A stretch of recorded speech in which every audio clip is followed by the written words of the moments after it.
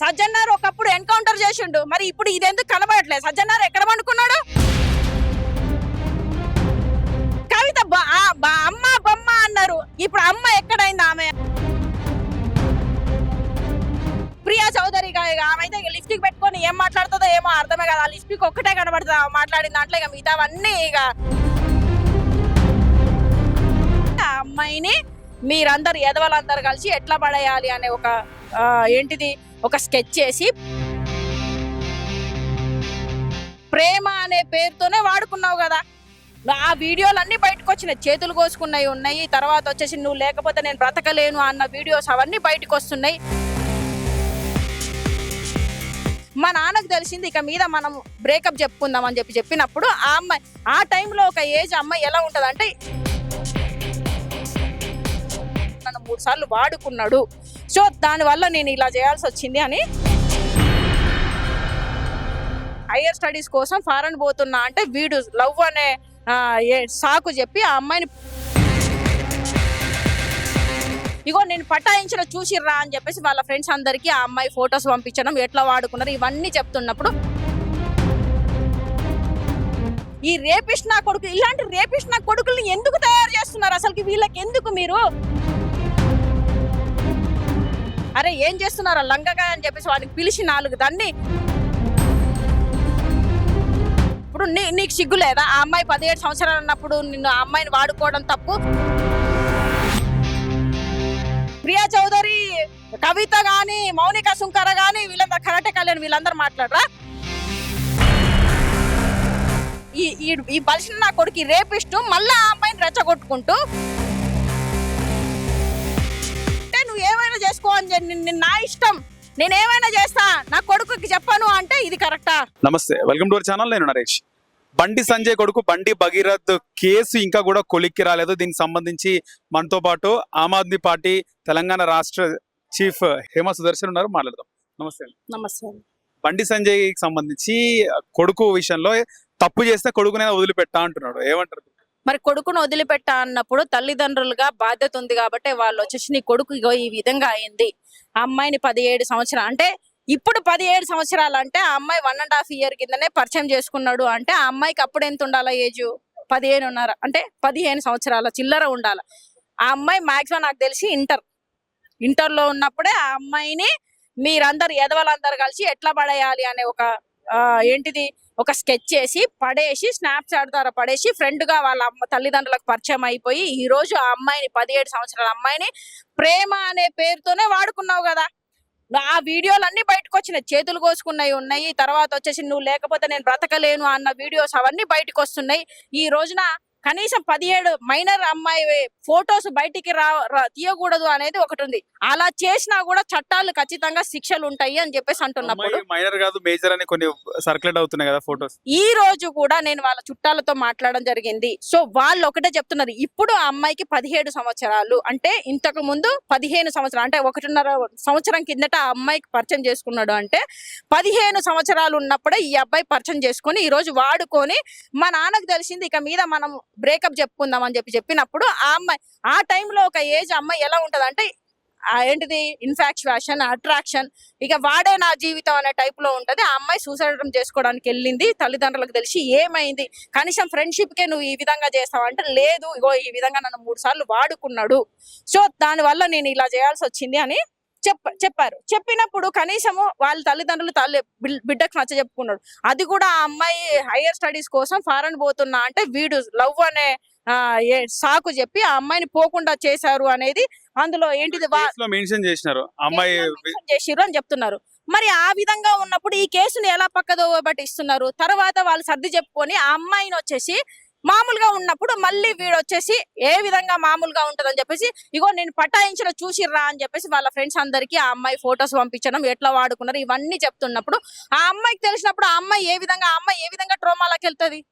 ఒక చిన్న పిల్లను ఆ విధంగా అంటే వాడుకున్నాడు, వాడుకొని కూడా ఆ అమ్మాయిని ప్రశాంతంగా ఉండనీయకుండా అంటే మిగతా వాళ్ళు కూడా అరే మీరు కూడా ఏ విధంగా చేయండి అని చెప్పేసి ఎంకరేజ్ చేస్తున్నాడా?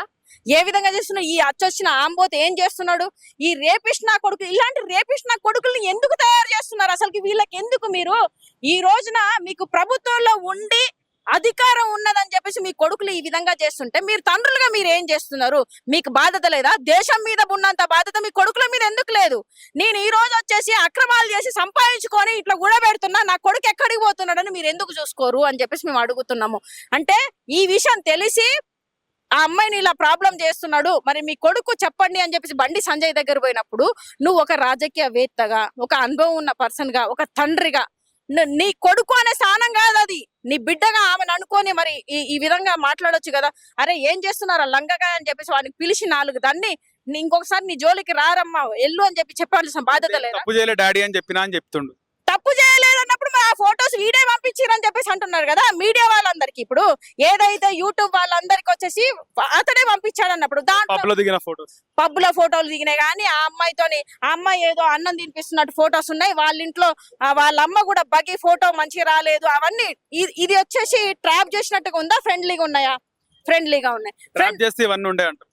ఇప్పుడు వాళ్ళు ట్రాప్ చేస్తే ఇవన్నీ ఎందుకు ఉంటాయి? ఇప్పుడు నీకు సిగ్గు లేదా? ఆ అమ్మాయి 17 సంవత్సరాలు ఉన్నప్పుడు నిన్ను ఆ అమ్మాయిని వాడుకోవడం తప్పు, రేపు పొద్దున వాళ్ళు కేసు పెట్టినా కూడా నాదే ప్రాబ్లం అవుతుంది అని చెప్పేసి నీకు ఉండాలా ఉండొద్దా?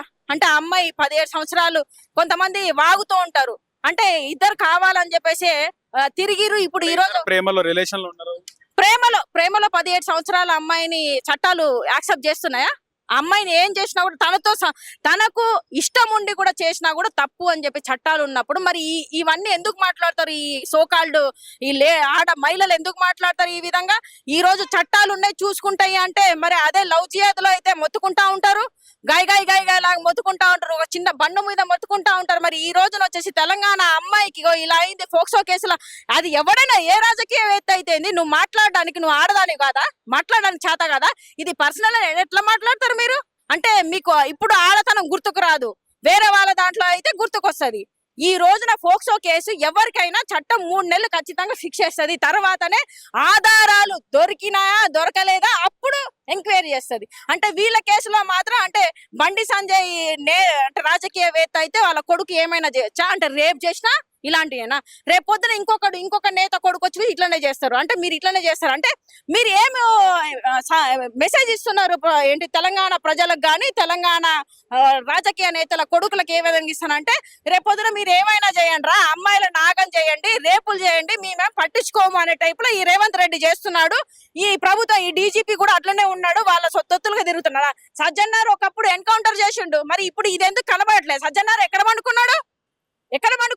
మొన్నటికి మొన్న ఒక యూట్యూబర్ వచ్చేసి ఏదో సంథింగ్ వాళ్ళ దాంట్లో వచ్చేసి ఆయన తీసుకుపోయి మొత్తానికి ఎంక్వైరీ చేసి ఆ అమ్మాయే ప్రాబ్లం ఉన్నా గానీ ఈ అబ్బాయిది ప్రాబ్లం అని చూపించేసి ఆయన లోపలేసారు. మరి దీన్ని ఎందుకు ఎంక్వైరీ చేయట్లేదు? కనబడట్లేదా? అంటే వీళ్ళకు ఒక న్యాయం అంటే చట్టం అనేది వీళ్ళకి చుట్టం అనే దాంట్లో ఈ రోజు ఈ ప్రభుత్వాలు ఖచ్చితంగా ఆ విధంగానే ఉంటున్నాయి. మన తెలంగాణ ప్రజలుగా మనం ఒక్కటే ఆలోచించాల, తెలంగాణ ఆడబిడ్డల జోలికి ఎవడొచ్చినా అది ఎంత పెద్ద నాయకుడైనా వదిలేది లేదు. మనం హిందువులము అని చెప్పేసి అంధభక్తులు కాకుండా హిందువులమే మనుషులమని ఆలోచించాలి. అంధభక్తిని పక్కకు పెట్టండి. మన తెలంగాణ మహిళలను, తెలంగాణ చిన్న పిల్లల్ని, బాలికలను కాపాడుకుందాం. లేకపోతే రేపొద్దున ఈ దుర్మార్గులు ఇంకేమైనా చేస్తారు. వీళ్ళు ఖచ్చితంగా రాజకీయ నాయకులు, ఈ కవిత అయినా ఇంకా సీత రెస్పాన్స్ పైన ఏమంటారు? కవిత అమ్మ బొమ్మ అన్నారు, ఇప్పుడు అమ్మ ఎక్కడైంది? అమ్మ ఈ రోజు కనబడట్లేదా? ఆమెకు అమ్మ కాదా? సంబంధం లేని పిల్లగాని పైన నేను మాట్లాడను. అంటే రాజకీయం నువ్వు ఒక రాజకీయ పార్టీ పెట్టిందే ప్రజల కోసం, రాజకీయ సంబంధాల ప్రజల గురించి మాట్లాడవా? ఆయన ప్రజలు కాదా? నేత అంటే బండి భగీరథ ప్రజలు తెలంగాణ మనిషి కాదా? తన గురించి నువ్వు ఎందుకు రెస్పాన్స్ ఇవ్వవు?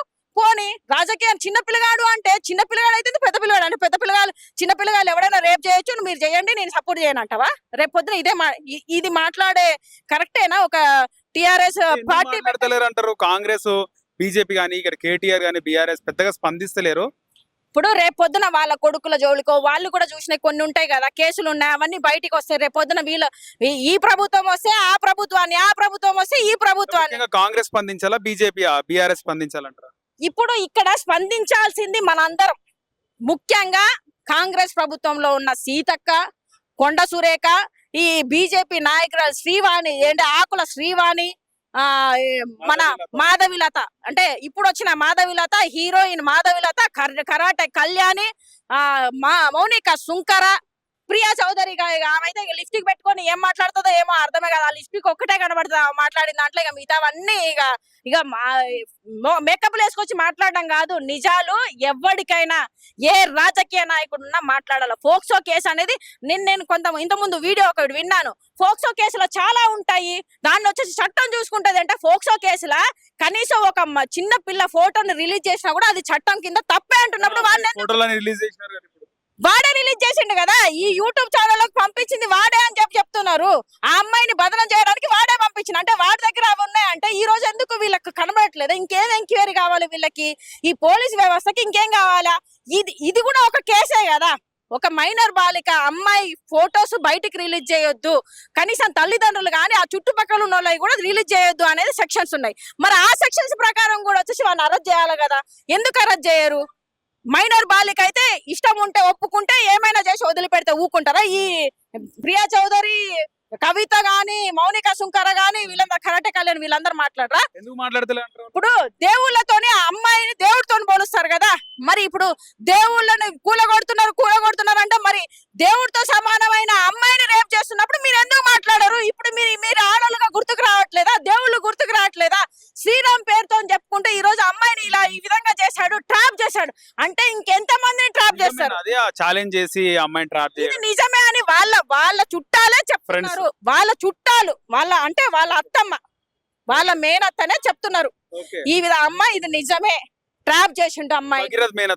అవును, భగీరథ్ కాదు, అమ్మాయి సైడ్ వాళ్ళు మాట్లాడుతున్నారు.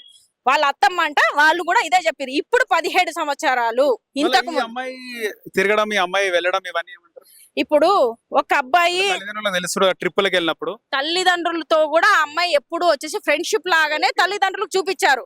ఈ అమ్మాయిని ఏంటి ప్రేమ అనే విషయంలో వెళ్తుంది అంటే తల్లిదండ్రులు ఏమనుకుంటారు? ఒక లీడర్ కొడుకు రేపొద్దున పెళ్లి అనే దాంట్లో చేసుకుంటాడేమో, ఫ్యూచర్ లో చూద్దాం అన్నట్టుగా వాళ్ళు ఫ్రెండ్షిపే కదా అని వదిలేశారు.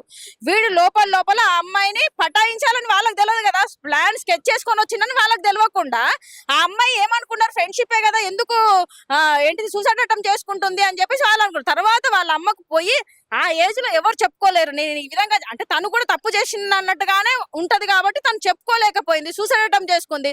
తర్వాత తల్లికి చెప్పింది ఈ విధంగా అయిందని. వాళ్ళు నచ్చ చెప్పుకొని ఆ అమ్మాయిని మూవ్ ఆన్ చేయడానికి ట్రై చేసినప్పుడు ఈ బలిసిన నా కొడుకు రేపిస్తూ మళ్ళీ ఆ అమ్మాయిని రెచ్చగొట్టుకుంటూ ఫోటోలు రిలీజ్ చేస్తా అంటే ఏ తల్లిదండ్రులు ఊకుంటారు? దాన్ని బండి సంజయ్ దగ్గరకు వస్తే ఏం చేయాలా? కొడుకుగా వానికి బుద్ధి చెప్పి అరే ఇంకొకసారి చేయకు, నేను మీకు ఏంటిది బాధ్యత వహిస్తున్నా, నా కొడుకు ఇంకోసారి చేస్తే నేను నాది బాధ్యత అని చెప్పేసి వాళ్ళకి చెప్పి పంపిస్తే వాళ్ళు ఈ రోజు కేసు దాకా రాకపోతుండే. అలాంటిది నువ్వు ఏం చేసుకుంటావు చేసుకో అంటే నీ కొడుకును నువ్వు ఎంకరేజ్ చేస్తున్నట్టే కదా. బండి సంజయ్ అన్నాడు అని చెప్పేసి ప్రవీణ్ గారు కూడా చెప్తున్నారు కదా. ప్రవీణ్ గారు మాట్లాడినప్పుడు ఇగో ఈ విధంగా అన్నారు అని చెప్తున్నారు కదా. అంటే ఈ రోజు అధికారం ఉంటే నువ్వు ఏమైనా చేసుకో అని నా ఇష్టం, నేను ఏమైనా చేస్తా, నా కొడుకుకి చెప్పను అంటే ఇది కరెక్టా? మరి ఏ విధంగా చెప్తున్నా? నా కొడుకు తప్పు చేస్తే నేను ఉరి శిక్ష వేస్తా అని చెప్పేసి అన్నావు. ఈ రోజు మరి బయటికి తీసుకొచ్చేసి జరిగింది. హోంశాఖ సహాయ మంత్రి కొడుకు పరారీలో ఉన్నాడనే వార్త వింటుంటే ఏమనిపిస్తుంది? పరారీలో ఉండలేదు వీళ్ళు, ఈవెన్ సీఎం ఇంట్లో దాచిపెట్టిరా, రేవంత్ రెడ్డి ఇంట్లోనే దాచిపెట్టి ఉంటారు ఖచ్చితంగా ఇది. ఎందుకంటే వాళ్ళ ఇంట్లో ఇంకా ఎవరు వచ్చేసి ఏ రాజకీయ నాయకుడు చూడరు, ఏ పోలీస్ వ్యవస్థ చూడదు. ఎందుకంటే ఆయననే సపోర్ట్ చేస్తున్నప్పుడు వాళ్ళ జేబులలో ఉంటే ఇంకే వ్యవస్థ చూస్తుంది? హోం మినిస్టర్ ఆయన దగ్గరనే ఉంది కదా, ఇంకెవరు చెక్ చేయడానికి ఉన్నది? ఇదంతా పారిపోలేదు, వాళ్ళు కావాలని కుట్రపూర్వితంగా బండి సంజయ్ ఫ్రెండ్ కాబట్టి రేవంత్ రెడ్డి కాపాడుతున్నాడు తప్ప దీంట్లో వచ్చేసి తప్పించుకోవడానికి ఏం లేదు.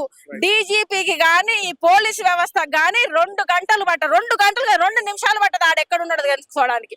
కానీ ఏంటిది పోలీస్ సంస్థలు కూడా వాళ్ళకు తొత్తులుగా పనిచేస్తున్నాయి. మరి ఎంత ముట్టినాయి అనేది మనకు తెలియదు, వాళ్ళకే తెలియాలి. ఈ రోజు సామాన్య ప్రజల మీద మాత్రం కేసులు వేసేసి లోపలేస్తారు, చిన్న విషయాలకు లోపలేస్తారు. మరి ఇంత పెద్ద విషయాన్ని, అది మైనర్ బాలిక కూడా మీరు వచ్చేసి రక్షణ ఇవ్వలేనప్పుడు మీ పోలీస్ వ్యవస్థ వేస్ట్, పనికి రాదు. అందరు పోలీసులు రాజీనామా చేయండి, చేత కాదని ఒప్పుకోండి. ఆడదానికి రక్షణ ఇవ్వలేనోడు ఈ రోజున పోలీస్ వ్యవస్థలో ఎందుకు ఉండాలి అని చెప్పేసి నేను అడుగుతున్నా.